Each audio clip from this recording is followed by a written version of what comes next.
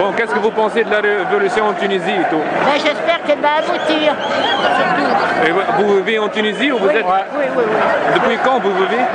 Depuis presque un an. Et vous avez quitté la Tunisie pendant la crise ou... Non, on était là, non. Pourquoi? Non. Mais là, et on compte pas partir. Qu'on peut faire? On n'est pas mort. On n'est pas agressé. Bon. Certains Français ont quitté. Mais certains Français, chacun pense ce qu'il veut. Et que pensez-vous de Sarkozy et la France? Ils n'ont pas bougé pour nous, hein? Ah, bien sûr. Oui, ils n'ont pas bougé. Même l'ambassadeur de la Tunisie faisait des fêtes. Bien sûr. Et ils sont hypocrites, ils sont cons, ils sont tout ce qu'on veut. Hein, quand ils ont osé dire on ne savait pas que c'était ça le régime de Ben Ali. Non, attends, c'est une plaisanterie ça. Vous croyez qu'ils sont coupables aussi? Oui, ils sont coupables, bien sûr. Ah, bien sûr. Par omission et par intérêt. Quel intérêt?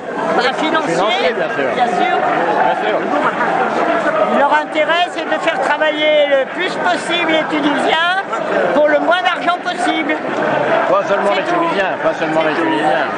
Venir dans les hôtels le moins cher possible. Et épouser les Tunisiennes comme l'autre, comme Besson, et venir régulièrement, tous les mois, en Tunisie, où il fait bon. Voilà. On fait pareil, on est là aussi, nous. Maintenant, tous les médias français parlent de la Tunisie et tout. Ouais. C'est déjà, ça bouge un peu. Ça bouge un peu. Ça bouge un peu, c'est bien. Et comment vous voyez la Tunisie après cette révolution? Révolution. Il y a une révolution, bien sûr qu'il y a une révolution, mais ça commence juste. Et là, il ne faut pas vous faire baiser. Hein. Je pense que là, il faut être extrêmement prudent. Hein. Et bien réfléchir à ce qu'il faut faire. Hein. Qu'est-ce qu'il faut faire? Vous êtes âgé, vous êtes français, vous vivez dans la liberté française. Qu'est-ce que...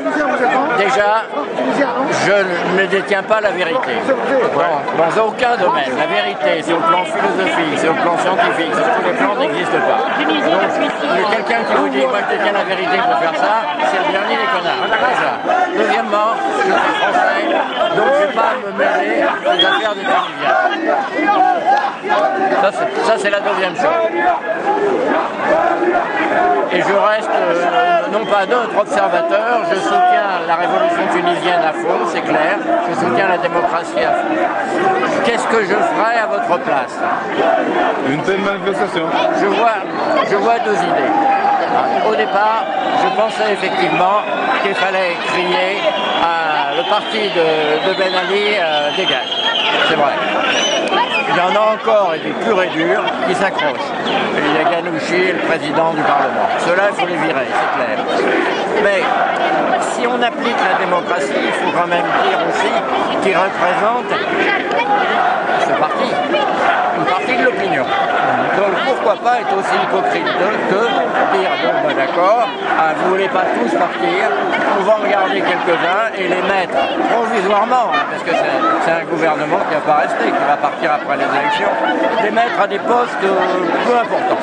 Pas le ministre de l'Intérieur, pas le ministre des Affaires étrangères, mais pourquoi pas, c'est un qui veut rester à la culture, on dit, vous voyez, on fait pas comme Ben Ali, hein, on maintient les gens parce qu'ils existent, ok. Et organiser le plus rapidement possible des élections. Parce que moi, ce que j'ai peur, c'est que vous fassiez voler votre révolution. Pour l'instant, ils sont KO. Je ne sais pas si vous avez vu un match de boxe. Des boxeurs qui foutent sur la gueule. Pensez-vous qu'il y a des hommes politiciens qui peuvent porter candidats et qui ont le profil d'un président, futur président? Je pense qu'il y en a parmi les vrais opposants. Mais les vrais opposants n'étaient pas là.